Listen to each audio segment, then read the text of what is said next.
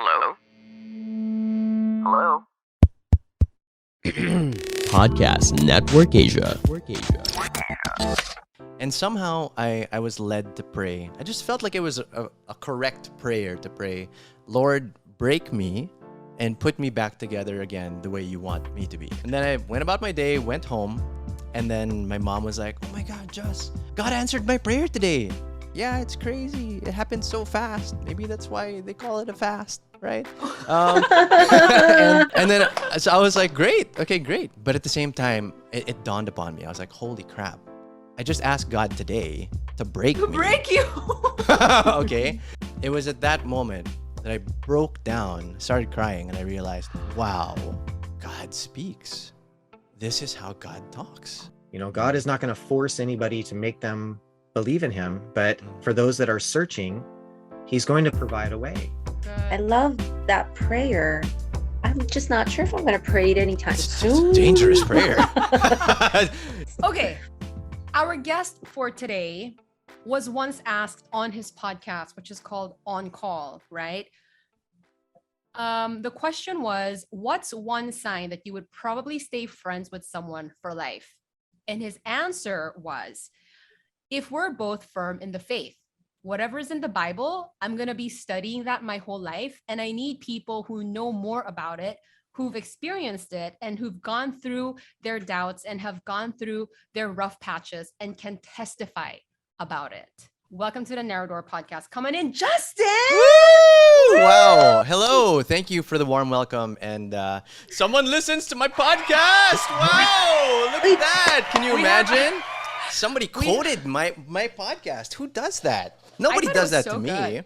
And I want to thank you so much for bringing the sound effects. We almost always never have that, but because you're such a professional and you run all these shows, he brought the sound effects today. You know, Sam, if you want to be a little bit more romantic about it, if you want to, That's great.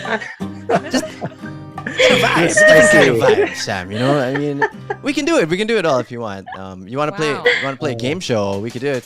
Which apostle did Jesus appoint to? Things like Can we that. have like a Bible Jeopardy for instructor errors or something?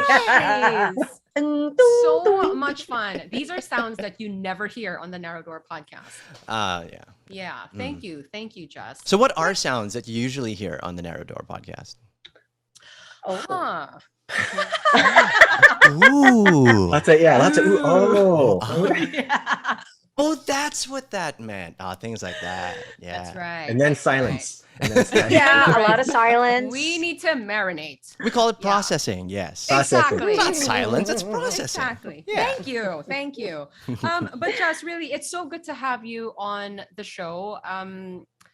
We actually talked about you a few episodes ago. Jam was here and I told her about the list of people that you had going, people that you were praying for.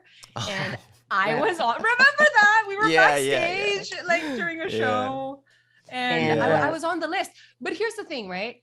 Mm-hmm. So ever since that day that we talked about it, I've been kind of sitting on this and I was like, is that a good thing that I was on that list or not? It's like, Justin looked around the room and he was like, okay, these people, I need to pray for these people. Yeah, right. Yeah. That person, not so much. This person, definitely this person needs prayer. Wow.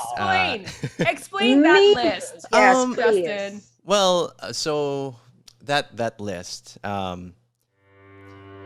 if you're ever looking for a list of people to pray for, who you want to just excel in life, who you love, and you would like the grace of God and the favor of God to be upon them in their lives, well, look no further than Justin Quirino's Evernote list, which Sam O is on.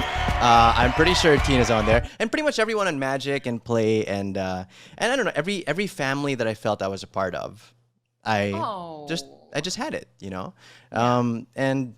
So I come from an evangelical church. I go to Victory Fort. Every nation started as Victory here in the Philippines. Oh my gosh, do you know Pastor Dennis C? Yes, I do. I love Pastor Dennis. He's one of the OG panelists on the Narrow Door Podcast. Oh, I love him. Yeah. I love him. So funny, so relatable. I know. Yeah. Okay. Love him. So that's the church I go to, and yeah, I'm really prompted a lot to pray for people, pray for the nation, pray for authorities, pray for everything, right? Yeah, to just pray, and if you're not in faith, then you're in sin technically, right? So I wanted to be in faith in everything. So Wow. when I'd come to work at Magic, as a student jock back then, I've treated it like a calling, and I treated it like there was purpose there. There was something deeper that I was doing. I wasn't just playing music, I wasn't just saying trivia or whatever. I was hopefully lifting someone's spirits that day with an energetic song, and then possibly even inject a little bit of scripture hidden, Did like you a guerrilla. try that? Guerrilla. Yeah, so actually, when I started on radio, that was like the start of my on fire days also, which seemed like a mega contradiction because interestingly enough, when I auditioned for radio for Magic, the only music that I was listening to back then were praise songs, which is weird because I was going into a station that, is known for let's say Top very 40. worldly jokes and that kind of humor and stuff, but I always wanted to be a host and a DJ and all these things, and I always wanted to be on Magic, so I auditioned. So it was really interesting because that's what I was into back then, and I still got in, and I was lucky enough to find mentors like Big Daddy Jake, Dennis Pulikit, who is a Christian, very strong one at that. And was my partner, by the way. He was your Dr. partner. Aaron. My partner Daddy for a Jake. long time. Cool. So I talked to him a lot about it. Like, what does it mean to be like? How do you do it? How do you think very contrary thoughts? To maybe some of the music that we have to play or some of the banter that's going on, right? How do you do it? Where is there no cognitive dissonance here? Like what's the deal? And he said, you just kind of take it a day at a time and just follow God's call and all these things. And he told me that before he used to have this radio show also on Magic on Sundays. I think it was Playground or something. They would play like Disney songs and all these things. With the little kids.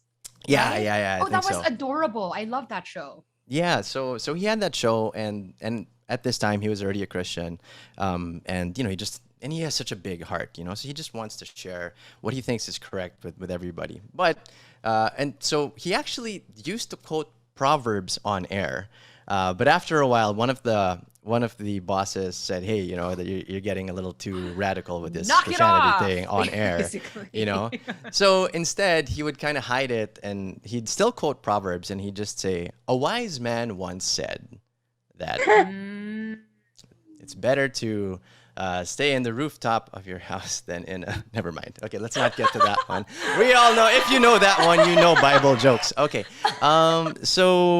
so yeah, so that was his style, and it kind of informed how I don't know, maybe it might have been weird spiels on my part also, but let's say I would play like a track about sex, and it was Usher. After it, I would say, yeah, that's we call that a married people song. Things like that. I don't know. I just found ways. That's hilarious. I in my head they sounded okay, and they were discreet enough, perhaps. What was the hardest song to play? Do you remember? Like every time you had to play a song, it would make you cringe. Oh man. But we had to play it because we were playing top 40. Right. I don't know. I don't remember. But I do know, was it Casey Kasem, right? Famous radio DJ, top 40, American top 40. I remember that since his background is very wholesome, he never wanted to be lewd or anything. I think what was it, George Michael? I think he had a song called "Sex." Was it? Yes, was it "Sex"? Tina? I want your sex. Okay, Yeah. yeah, there. Oh, right. So I heard a story that that Casey Kasem, whenever he would introduce that song, he would never say the title. He'd just say, "Here's the latest one from George." From Michael." George Michael. Yeah. How clever. So there are, I guess, ways around it. It's our job to play the song. Still Yeah. got to play the song, right? But Right. it's, how into it are you going to be? Are you going to sell it? Because are you going to sell everything this song is about just because, uh, It's just because it's our popular, yeah. job or whatever. What is good about the song? Who is this song for? Who can this song be for? So getting into radio, I had those kinds of thoughts. That's the kind of DJ I was kind of being formed as, because I was continually going to Bible study and even leading Bible studies. So it's like, there's that accountability there. It's like, hey, that guy leads my Bible study. Why is he being all lewd or whatever, right? So that's why I've always found that even like this, like if you have a platform like this, I'm sure all of you guys have felt more accountability in your own lives, sure. right? Yeah, absolutely. Yeah, because I don't know, you're taking a stand, and I just have to commend you guys also for doing that on a regular basis. And even the name of your podcast, the Narrow Door Podcast, I was like, that is a bold name for a podcast. Is it? Why? It is. I mean, I thought that it was derived from what do you call this? One of the verses. 13. Yes. Yeah, you will enter by a narrow door. So Matthew 7, yeah, that's what as well. And Matthew 7. right? Yeah. So quite bold to say that, I think, because there's, especially if you're talking about end times and the second coming, Right. it's Right. it could be, if you're trying to talk in a very woke sense, it could be kind of divisive. You know what I mean? So Oh, I sure. would say that it's very bold what you're doing. Well, I think, being faithful in the world today is a bold move True. to start. Yeah. But Yeah. thank you. Thank you, Justin. It means a lot coming from you. Whew. I mean, hearing your story though, like it made me wonder, we've had instructor Aaron on the show now for a month or two, and we've always known him as the Bible instructor and how he's been teaching Bible for 15 years. But instructor Aaron, what were you doing prior to being a Bible instructor? Do you mind talking about that?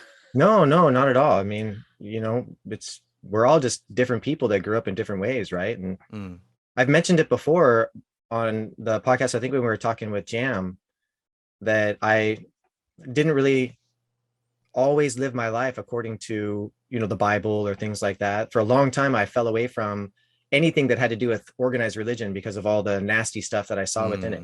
So I didn't want to have anything really to do with it. Most of the friends that I've had, they grew up in religious families, but then really broke away from it because of the, hypocrisy they would see inside of their families and the way that their parents would act, when they weren't going to church and things of this nature. And so I just kind of left it by the wayside for a long time, and always believed that there was something more than just life itself, just this physical life. Always knew that there was just something else beyond there, but that's about as much as I, really dove into it until I got a little bit later on.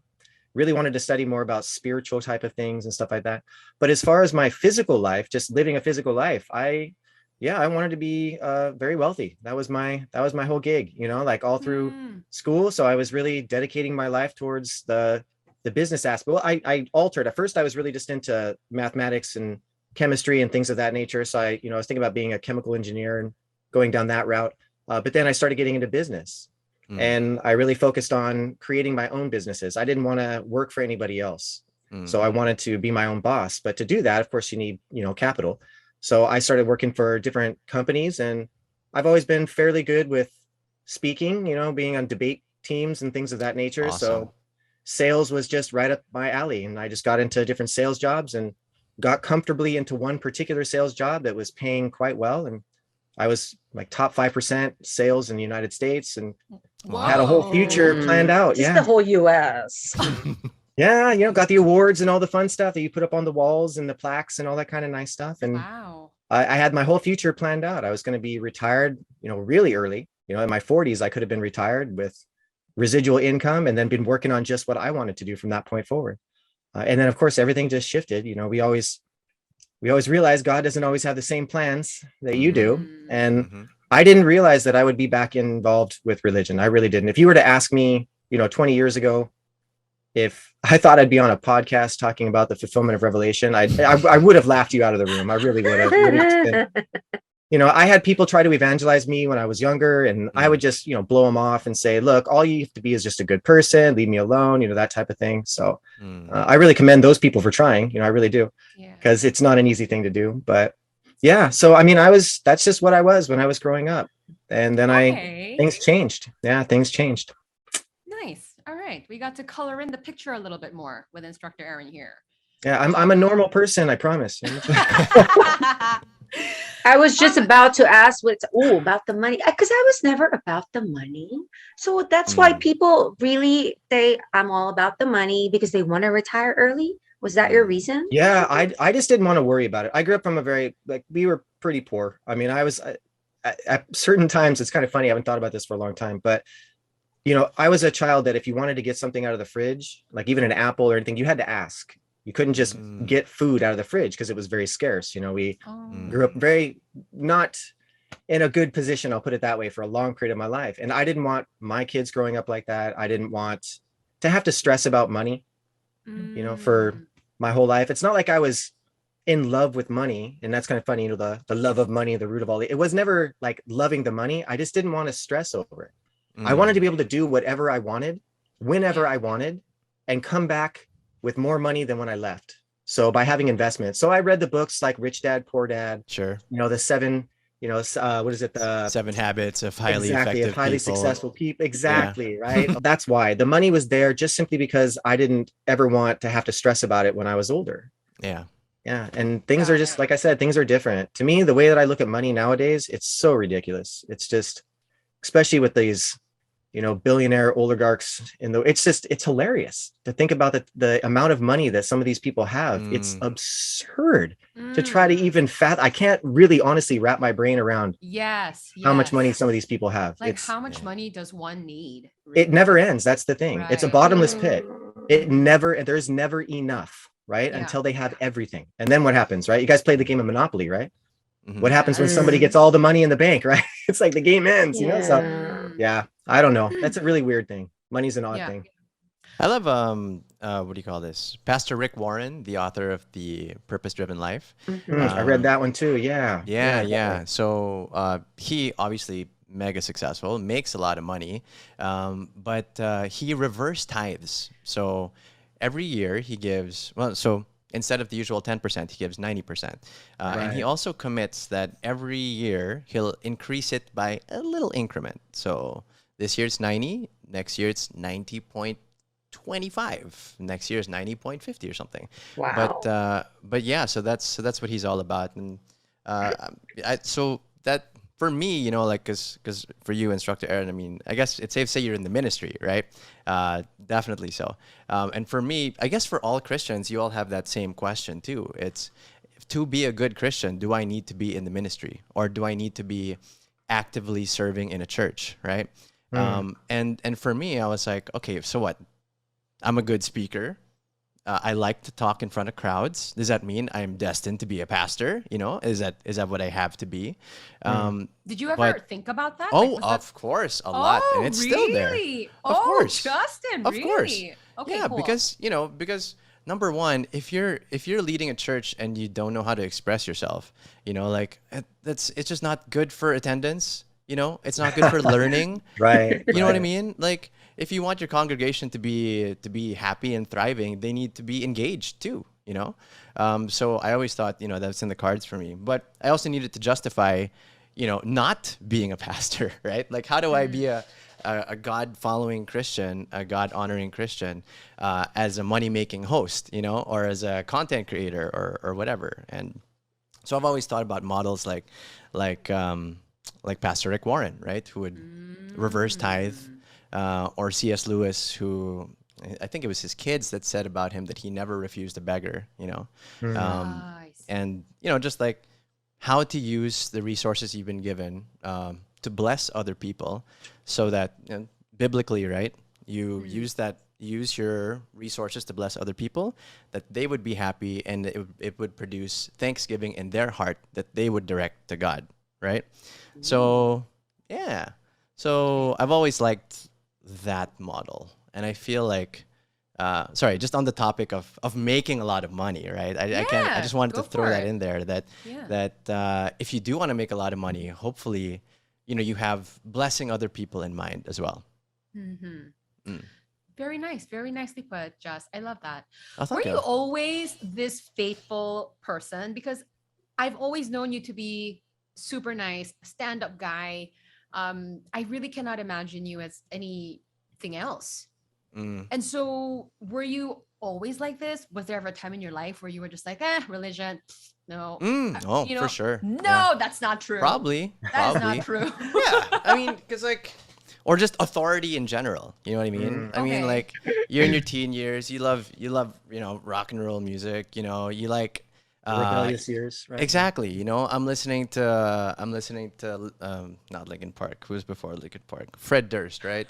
Ooh. Friggin' what's the band? Oh my gosh, why did I Yeah, forget what the was band? it? Limp Oh my Limp Bizkit. Bizkit. You All right, guys. you're listening to Limp Bizkit, right? And then he's going, you don't give a about me in my generation. And I'm like, that's right. Nobody cares about me and my generation. So I'm gonna do what I want and and say stuff. It's sort of like when they point a camera at someone and say, "What do you want to say to the world?" And the guy says, "That I have something to say."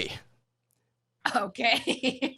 You don't know what you want to say. You just know that I have something to say. I want to be acknowledged in the world. You know what I mean? Mm. So wanna be it's heard. Yeah. I want to be heard. I don't know what I want to say. I just know that I want to be heard. Right? And so I had those years too. Yeah.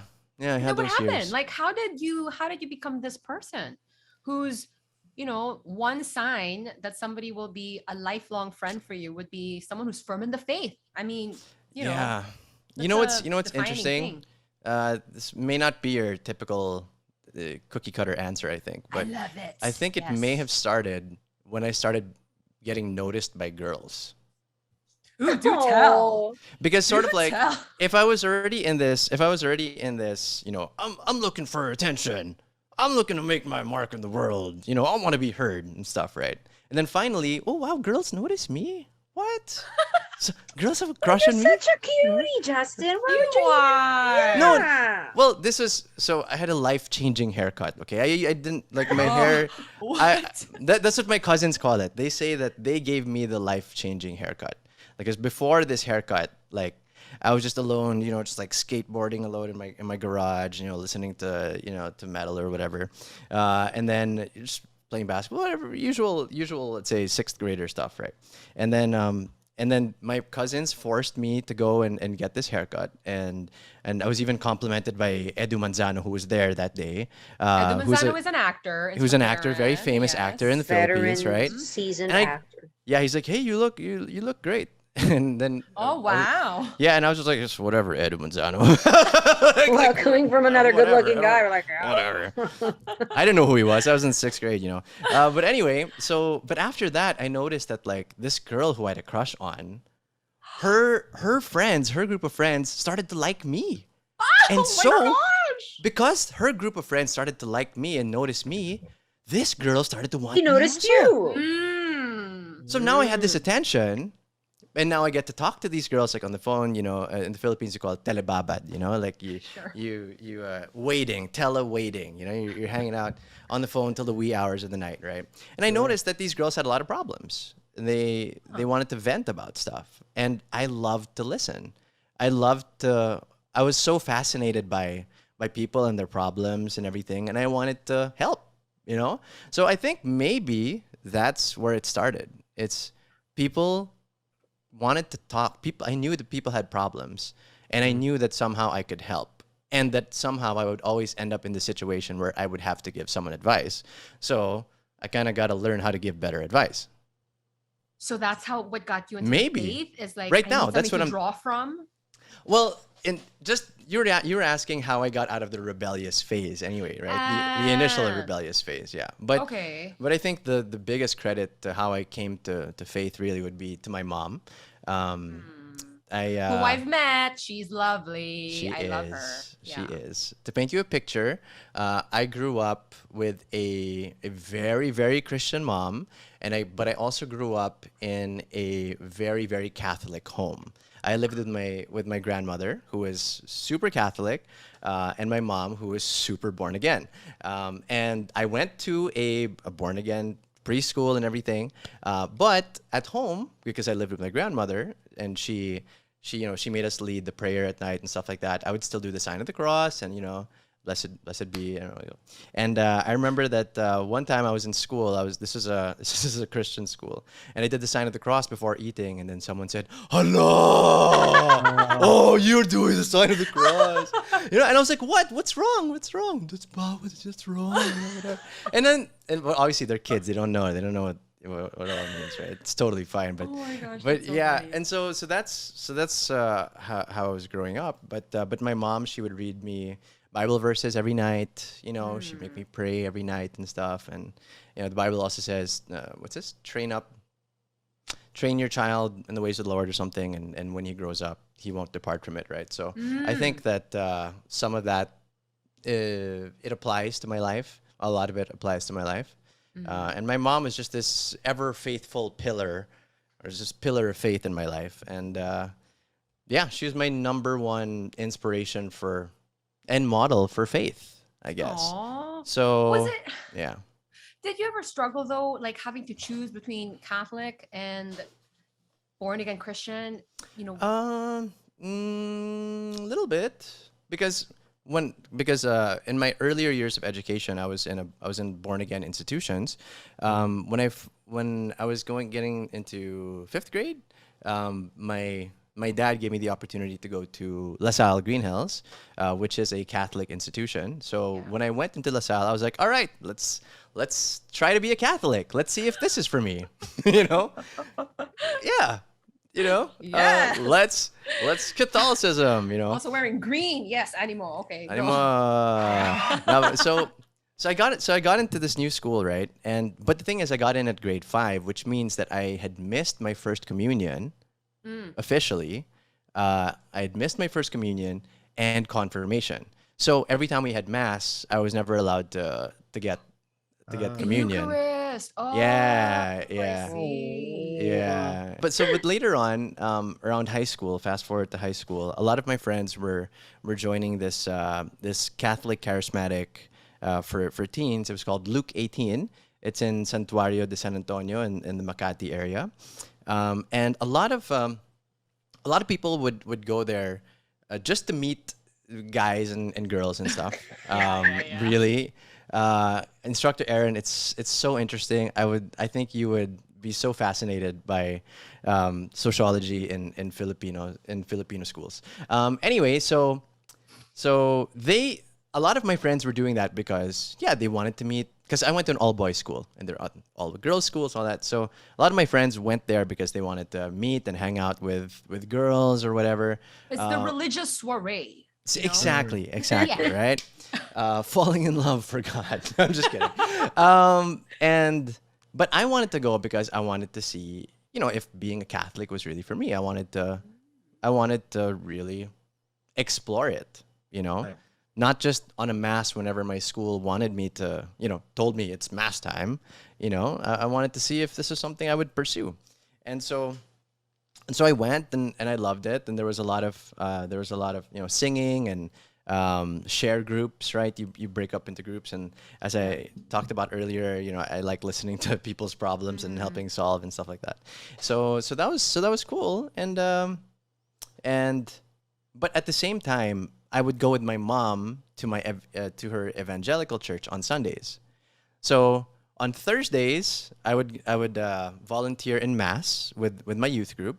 And then on Saturdays, I would do like the youth activities, attend talks and stuff like that. The youth, this is what they do. The youth, this is what the youth does. They flail around and shoot water guns, which we did, which is a lot of fun. But on Sundays, I would go with my mom to the evangelical church, right? But what I really enjoyed about the evangelical church, Victory, was that they were using PowerPoint presentations.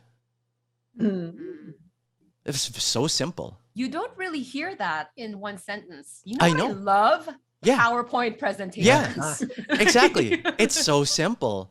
But maybe, just maybe, that's what it's going to take for you to learn a lesson that day. You know what I mean? Right.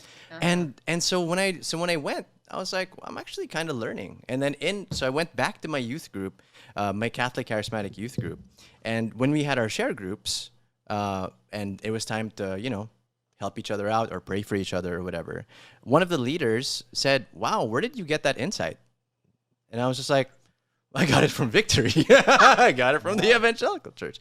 So I kind of treated the evangelical church like school. I went there, I took notes because it was presented in such a systematic way. Today we're talking about love. Here are verses about love. Here are examples about love. How do we apply these verses in your life, right? So at the end of it, I like to take notes, okay? As you know. So at the end of it, I had notes. You know what I mean? I had stuff that I could process and then internalize and share. And so I just kind of kept that process up until I realized that, one day that I was just learning so much and growing so much in Victory in this evangelical church. So that's when I was like, okay, all right, I'll give you a fair shot. Let's go. No, that's interesting because a few episodes ago, we were talking about a letter that was sent to us by a listener asking how to go about reading the Bible and stuff like that. And we were all like, you know what? You need to kind of go about it in an academic manner, in a systematic manner. Like, we highly recommend that you take an actual class for it because Tina and I are, and we find it so helpful. It's great. Yeah. It is. It really is. Yeah. But I also kind of want to ask Tina and Instructor Aaron, because I know you both come from, households where there were mixed faiths in, among your parents or relatives or maybe even siblings. Was that like traumatic for you, confusing for you? What was that like? Tina, do you want to go ahead? I just remembered when somebody very close to the family turned. Well, he became born. Oh my gosh, I hope they don't listen to this episode because he's gonna know who he is, Instructor Aaron. Whatever. We weren't like forced to go to like Sunday mass or anything. And I'm actually trying to recall now if my mom ever like asked me to pray when I was a kid. But I do remember that if we didn't sleep in the afternoon, because like some of my uncles would say that, God wouldn't like us if we didn't sleep in the afternoon. We were kids. Classic. Sure. Yeah. But I do know somebody that, when he became a born again Christian, I thought it meant, hey, you're gonna be like a better person, right? Oh, like self-righteous, because some people Yeah, there's a word. Okay. Yeah. There you go. Yeah. You do see that happen, sadly. Yeah. So yeah. How about you, Instructor Aaron? I'd say the only real like controversy was from the church itself, maybe. The people that belong you to have the a New church. Earth, you mean? No, it was way back when I was young. Oh, okay. Way back when I was young. Yeah. Growing up, my one side of the family, I've talked about this before. One side of the family was Mormon, and then the other side was like, a Catholic, Italian Catholic. But the Catholic side really, it was just kind of in their life, but they were never really like super dedicated. It was just always there. Maybe my grandmother was a little bit more so than anybody else, right? And then same thing on the side of the Mormon side as well. So my grandparents on my mother's side were, pretty involved in the church and stuff. But then when there was controversy that happened, like, sometimes the churches can be, just like you said, there could be a lot of self-righteous things that go on from that. But when it came to our house itself, it wasn't really much of a religious house so much. So it never really kind of came up too much in conversations. My mom stopped going, because a lot of bad things that she saw in the church. So she didn't want to go, but we would still go with our grandparents. She wanted us to just have that opportunity. And then when given the opportunity for me to make a choice, there was questions that I would have that I would ask them, and they couldn't answer. And they would say just really ridiculous things that made me feel like they were being, very condescending, just like you're stupid for asking that, like, how dare you, that type of thing. So yeah. So when it came to the point of, do you want to still go? I remember it's kind of more like a dream kind of thing, like what you remember as a child, but I do remember slightly the conversation. Do you still want to go, to church? Is it something that you still enjoy? Is it something that you feel comfortable going? And I just remember saying, no, I don't want to go back there. And I never did. So I never went back to that particular church. And then one of my sisters wanted to get more involved in like the Protestant style. So she was just reading the Bible on her own and attending, her own kind of way. And that maybe caused a little bit of some friction from time to time because she's very outspoken in a lot of ways. And, you know, so she saw a lot of bad things that happen as well. But that's pretty much it. I mean, that would be like, you know, kind of normal family squabbles that would happen and stuff. Nothing too dramatic. It was always just kind of in the background. It was there. I had friends that were involved in religion. I had other ones that were so far away from it, it was ridiculous. And usually the people that were far away from it were much nicer people, to be quite honest. They were people that you could actually get in, you know, I don't know, get along with. You know, in the Bible, they call it being rich. You know, they become self-righteous. You know, you're so full of like wisdom that you believe yourself to be above and beyond other people. So that's why the Bible is really adamant about being humble and not being arrogant, because that pride and that arrogance, that's where Satan, that's his playground, right? So he really, and of course, who's going to work on the most? He's going to work on, you know, people of God. If he can make them arrogant and prideful, then that's basically joining hearts with him. You know, God is not arrogant and prideful, but if you are, so that's why you always have to use it as like that mirror.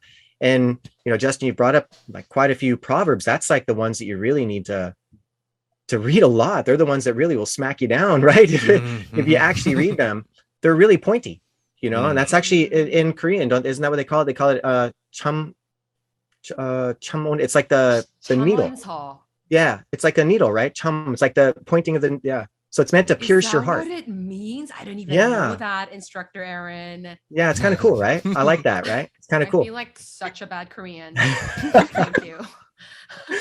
I don't know a lot of Korean, but little things, right? I know more biblical Korean than other, but so it's meant to pierce your heart. Why? Because we have hardened hearts, you know, is what a lot of it is. So if you read them often and you don't think about, this is the key, you don't think about other people. This is when people read a lot of times like, oh, I know somebody that needs this. And I know. Instead, you're supposed to do it the opposite, right? Use it as a mirror. Use it as a mirror. Guilty. You can't help it. It just comes, right? It just comes. It does. It just comes. As the spirit talks. I don't know.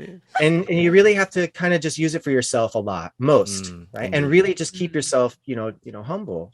And you know what you had mentioned earlier about being on the radio station and having to, you know, be in that situation. I mean, we're people in the world. That's just what it is. You know, disciples dealt with the same thing. Because we're in that environment, you know, when you think about John 13, when Jesus was washing the feet of the disciples, it's meant to teach them humility. But at the same time, he says you have to do this every day. And the water really represents the word. You know, when you look at like Deuteronomy 32, you know, God's teachings like rain. When you look at like Ephesians, you know, 5, it talks about washing her through the water of the word. So if you think about, you're in this dirty world all the time, what you can do to help yourself to remain clean is just going back into the word, right? Washing yourself through the thoughts of the word. So because you're constantly bombarded with the things of the worldly thoughts. So what can you do to counter that? Well, again, dive into the word, right? And then the more of the thoughts of God you have, you can kind of wash it clean. And we have to be people that are putting on a face, if you will, for God. You know, we really are. We're putting on a face for God, because if they're going to judge God according to the believers, which that happens a lot, right? It does. Then it's kind of like what Paul says, you know, if my eating meat causes somebody else to stumble, then, you know, I'll never eat meat again. Yeah. Right. Because he doesn't want his actions to negatively affect somebody else. Pardon me. And so what the chairman says a lot is we take on a public responsibility instead of a private life. When you are involved in, you know, something like I'm involved with.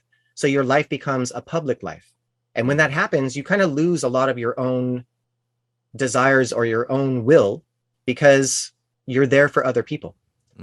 So my job is to be there for other people, to come to be able to learn. And if anything I'm doing causes somebody not to want to learn, then that's bad. Right? That's bad. So the way that you dress, the way that you act, I know, yes, it's the other people's problem. They shouldn't judge you like that. I get that, but they don't know better.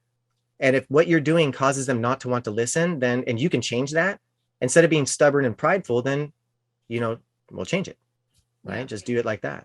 I remember in a recent episode, you were talking about how your big fear is that somebody might come up to you and be like, why didn't you try harder to tell me more about this? Like, I really felt that. I was like, whoa. It's still, that's one of the things I live by. Yeah. Yeah. Yeah. Was there a moment, Justin? Because when I heard this answer that you gave, right? Sorry, this episode is basically just like me trying to break down this answer, and like inserting Okay. stuff in All between. right. Yeah.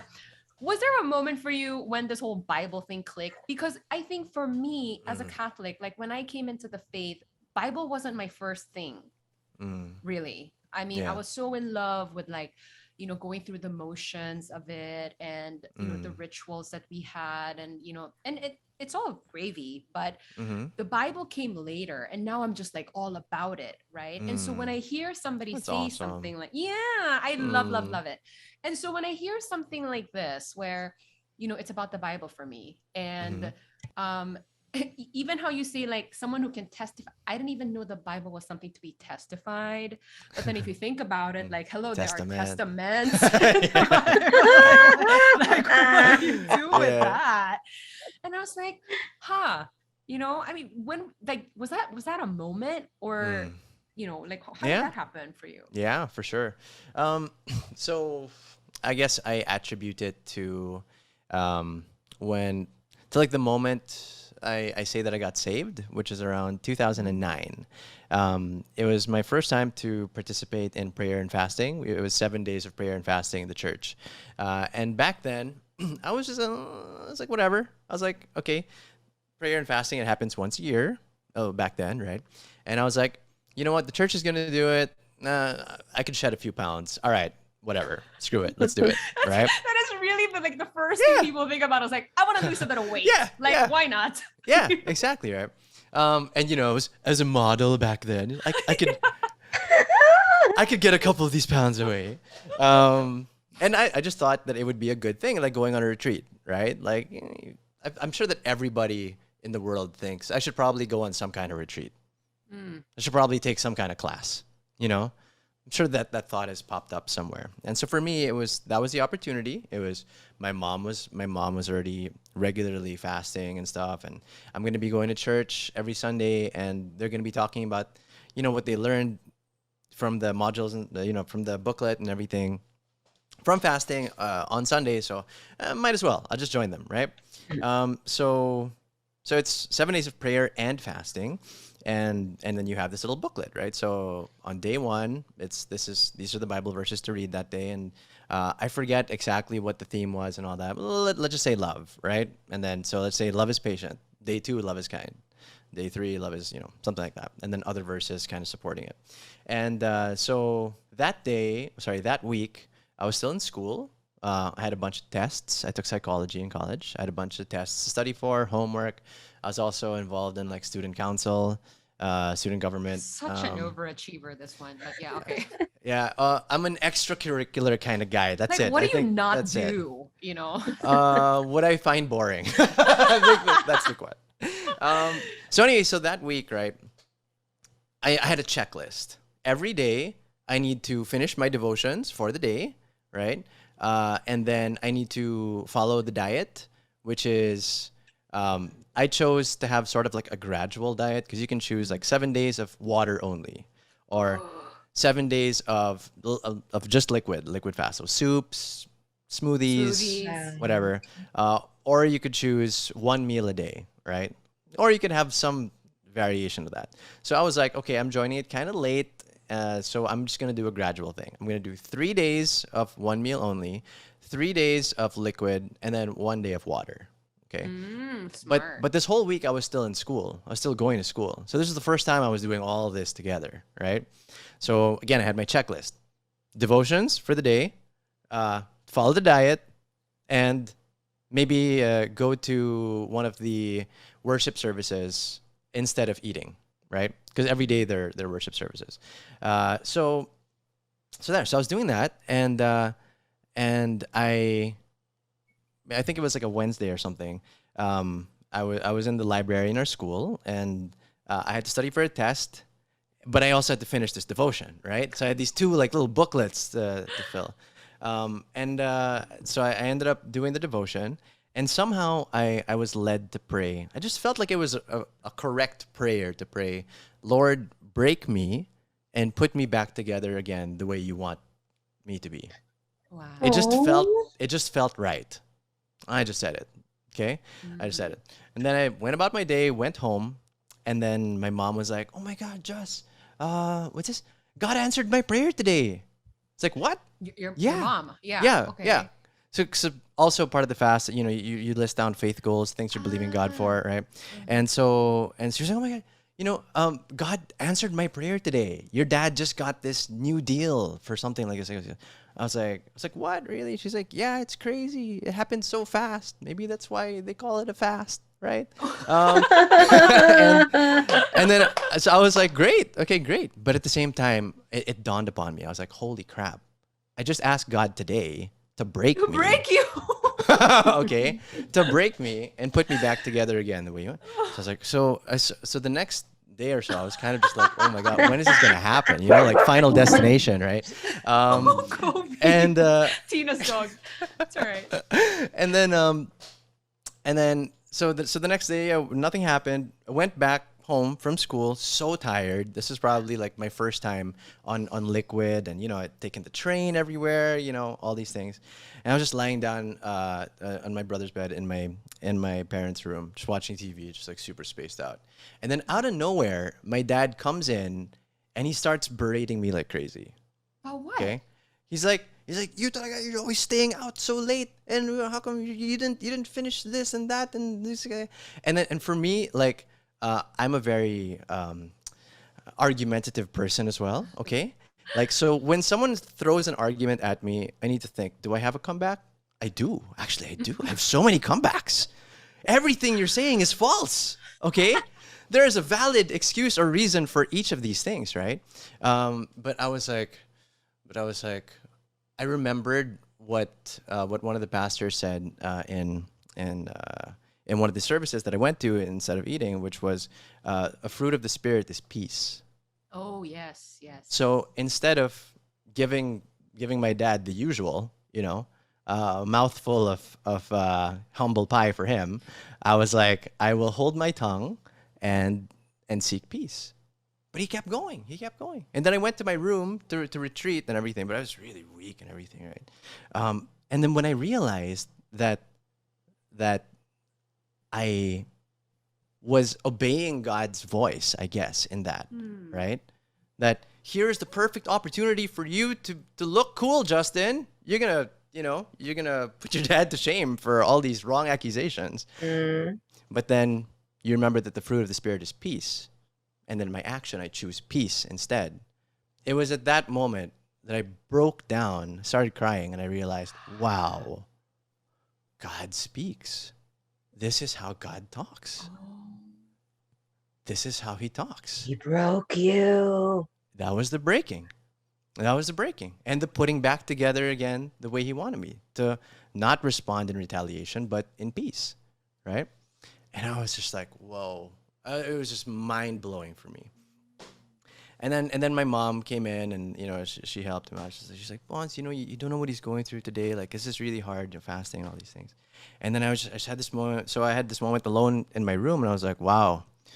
All right, so it's real. So this is real, this thing, huh?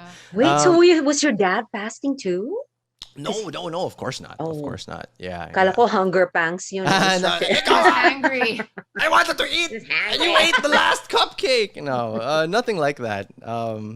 But so that night, I went back to the devotions, and I was, going through it, and then I just raised my arms in surrender, and I said, okay, you know what, Lord, whatever you want for my life, go for it. Okay, you want me to be a pastor? Fine. You want me to be an artist? Fine. You want me to be the president? Fine. Whatever you want. Okay, and that's it. So that's my salvation story, I guess. Wow. That's my testimony. And so ever since then, reading the Bible and knowing what God has to say about things and how He wants us to respond to things, it was that much more real. And where do you get that? You get it from the Bible. So good. That is so I'm sorry, good. that was a really long answer to your No, but it to was your such question. a good answer. No, I asked for the story. Yeah. Right.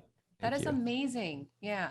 Well, it seems to me, God is telling you to be a podcast host.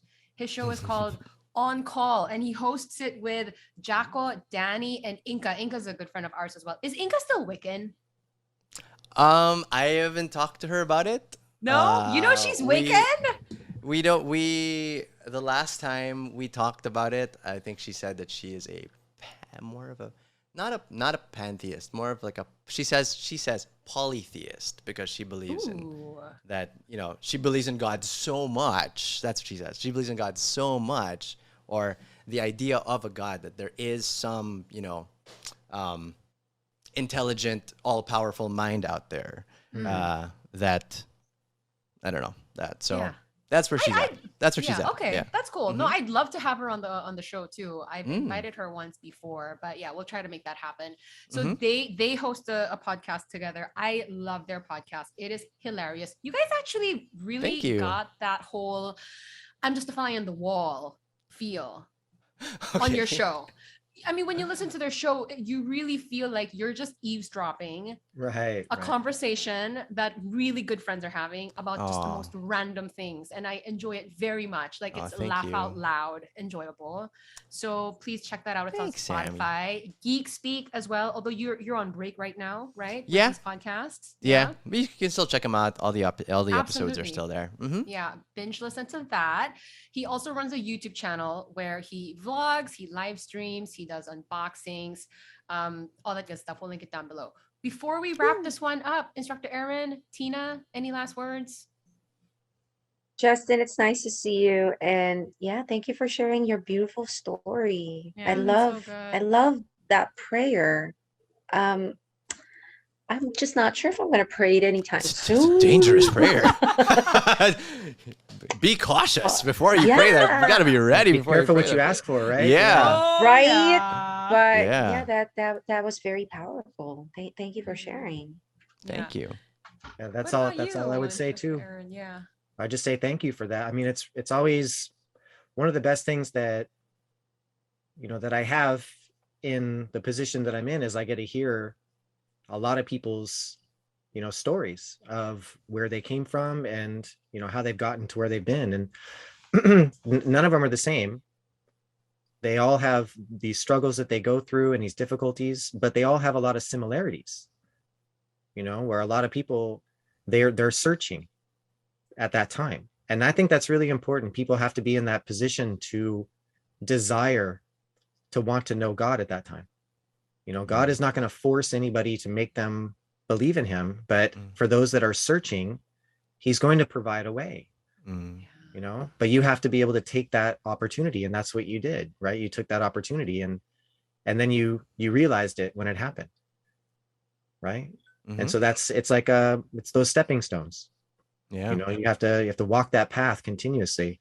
And just like you were saying about the name of this podcast, it's not always easy to stay on that path. Persecution comes, hardships come, some people get involved for the wrong reasons, they're disappointed in God. Yeah. You have to be able to really focus on what's really important. And that's, the end result, which is of course heaven, salvation, eternal life, So I just want to say thank you for that. It was really, I was just sitting listening. I was like, wow, I was like enthralled in a story. I was like, it was wonderful. Right? Yeah, it was so good. Thanks you so much, Thanks, guys. Justin, for coming on the Narrow Door podcast and sharing all of that. I'm sure it's going to inspire a lot of our Doritos.